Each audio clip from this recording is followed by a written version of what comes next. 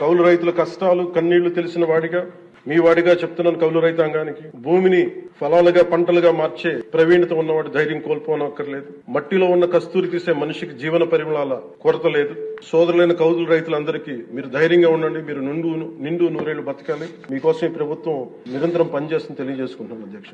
ఉమ్మడి ఆంధ్రప్రదేశ్ మాజీ ప్రభుత్వ ఉద్యోగి కొడుకుగా ప్రభుత్వ ఉద్యోగులు వారి నిరాశ నిస్పృహలు నేను అర్థం చేసుకోగలను. వారి ప్రతిభకి, అనుభవానికి, సమర్థతకి గుర్తింపు రానప్పుడు ఏమనుకుంటాను ఈ కవితా పంక్తులు తెలియజేస్తున్నా అధ్యక్ష. ఈ దేశం నా ప్రతిభకు ఒక సమాధి, ఎంత దూరం నడిచినా ఎప్పుడు దూరం అంతే. అందుకే పంచాయతీరాజ్ శాఖ బాధ్యతలు తీసుకోగానే 10,000 మందికి పైగా ఏకకాలంలో ఈ ఎన్డీఏ ప్రభుత్వం నారా చంద్రబాబు నాయుడు గారి నాయకత్వంలో ప్రమోషన్ ఇచ్చాం అధ్యక్ష.